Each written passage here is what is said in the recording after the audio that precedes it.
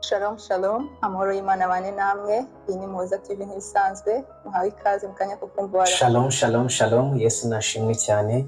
Nongeye kukwifuriza igitondo cyiza, nongeye kwifuriza igitondo cy'umugisha we n'abawe bose.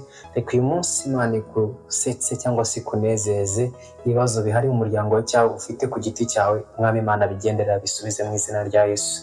Uyu ni Muhoza Olivier, rero ni muri gahunda y'abaramutse tugezwaho buri gitondo hano kuri Muhoza TV. Musaba umugisha we tubana buri gitondo, amen. Mwese tugiye kuganira amagambo Mwami Imana yamaye turi busange mu butumwa bw'Yesu bwanditswe na Matayo. Ni igice cya 23 aravuga ngo dore umwari azasama inda kandi azabyara umuhungu, azitwa Emmanuel, bisobanurwa ngo Imana iri kumwe natwe. Reka dusubiremo rimwe. Dore umwari azasama inda kandi azabyara umuhungu, azitwa Emmanuel, bisobanurwa ngo Imana iri kumwe natwe. Yesu yitwa Emmanuel, rivuga ngo Imana iri kumwe natwe. Iri jambo ryari ririmo igisobanuro gikomeye cyane. Imana yari irambiwe kwitwa Imana y'abantu bakure kwabo. Niyo mpamvu yohereje umwana wayo kugira ngo wakire uwo mwana Imana iziture muri bo, amen. Ubu ntabwo Imana iri mu musozi wa Kanyarira, ntabwo Imana iri mu misozi ya Kizabonwa. Imana iri muri wowe, Imana iri mu buzima bwawe. Imana wayihaye umubiri wawe niho ituye, wowe uri urusengero rw'Imana, amen. Ngazitwa Emmanuel, bisobanurwa ngo Imana iri kumwe natwe. Ntabwo Imana iri hafi yacu, iri kumwe natwe, iturimo, amen. Byongere ngo ikibazo wagira ibyagutera ubwoba byo bibwira ngo njye sinjye uriho, ahubwo ni Kristo uriho muri njye. Imana iri kumwe nanjye muri njye, amen. Emmanuel ivuga ngo Imana iri kumwe natwe. Amabwire bene data, reka ibihe turimo byo kugira ngo tunezezwe n'imbaraga z'Imana zituye muri twe, tureke kubitesha agaciro.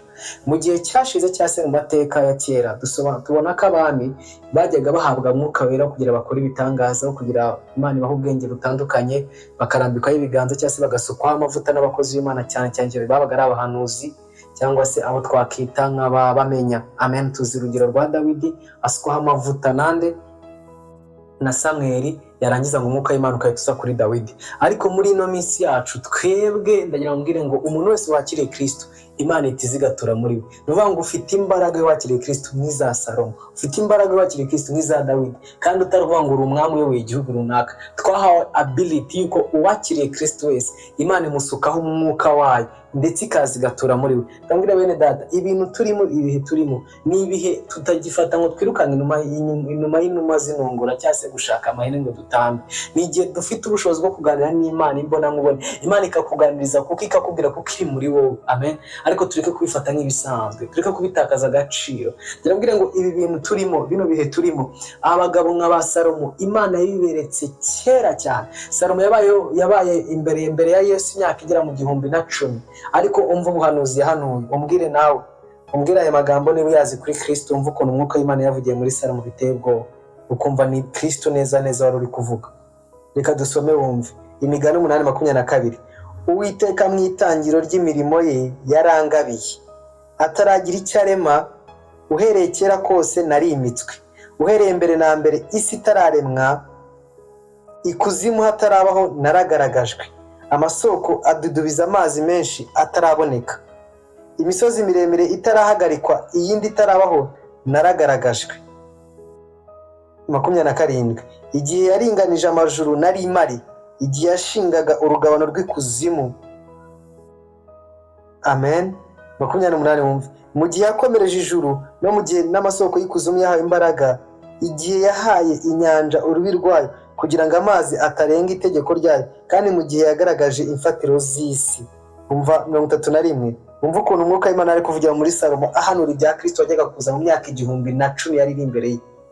Mwishimira mw'isi yayo yaremwe guturwamo, kandi ibinezaneza byanjye byari ukubana n'abantu, amen. Ibinezaneza bya Kristo byari ukubana n'abantu. Niyo mpamvu byasohoye muri no Matayo dusome. Yesu none haraza, arapfa, arazuka, ajya mu ijuru, aza mu ishusho y'umwuka wera ngo ature muri twe. Ese wakubaza ikibazo? Ndabizi wakiriye Kristo kandi umwuka wera atuye muri wowe, ariko se ujye umuha umwanya mukaganira, ujye umuha umwanya akakubwira, amen. Impamvu ubuzima bukugoye, ntabwo Imana yakuremye ngo uze mu isi kubabara, ntibazabashuke.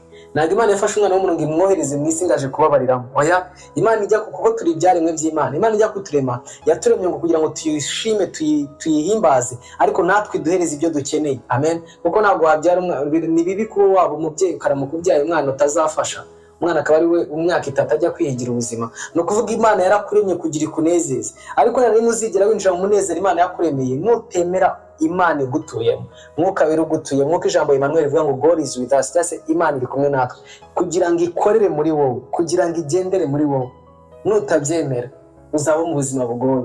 Niyo mvano bamwe bumva ngo isi irababaje, ngo isi iragoye, ngo none ngo ubuzima bwakomeye, nuko batemera umwuka wera utuye muri bo kugira ngo abereke inzira. Ntabwo waremwe ngo babazwe, ntabwo waremwe ngo ukene, ntabwo waremwe ngo wicwe n'indwara. Oya, Imana yarakuremye kugira ngo ube icyaremwe kizima cyishimye. Ijambo ry'Imana rivuga ngo byose byaremwe nawe ngo kandi biremerwawe. Ni ukuvuga ngo wowe waremwe n'Imana, uremerwa Imana, so ugomba kubaho ubuzima buzima igihe cyose uretse mwuka wera cyangwa se Imana ituye muri wowe ikagukoresha. Amen. Imana iri mu ruhande rwawe. Salomo yabyeretswe mu myaka 1010 Yesu mbere y'ukaza. Ubwo se twavuze ba Yesaya babyeretswe kera cyane, Dawidi yabyeretswe kera cyane. Amen. Bifuza kuba mu gihe cyacu, none twe turimo turabifata n'ibintu bisanzwe. Uramara umunsi wose utaganirira na mwuka wera utuye muri wowe udasenze, kamara umunsi wose udasomye ijambo ry'Imana, wahawe umwuka wo kugira ngo Imana igusobanurire ijambo. Umurwayi akarwara mu nzu yawe, habe no kumurambikaho ibiganza ukagira ubwoba.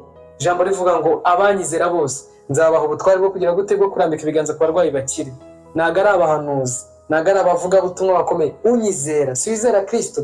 Niba wizera Kristo, wowe mwana wawe narwara ujye umurambikaho ikiganza umusengere. Mushiki wawe narwara ujye umurambikaho ikiganza umusengere. Inshuti yawe narwara ujye umurambikaho ikiganza uyisengere. Atari mu izina ryawe, avuga ngo mu izina rya Yesu Kristo azakira. Amen. Muri Moza TV twabonye abantu benshi bakize.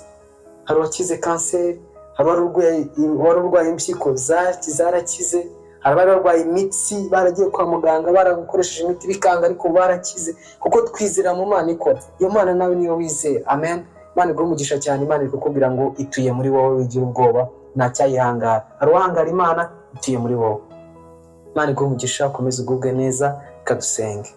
Mana nziza, Mana y'umwijuru, Imana ikiranuka, Yesu Kristo, ndagushimira kubw'ijambo ryawe tubwiye Papa, watubwiye ngo uri kumwe natwe, ukomeze kutwambika imbaraga, uturinde gucika intege, turinde gusubira inyuma, ahubwo uduhe kwizera ko utuye muri twe. Yesu Kristo urakoze. Amen.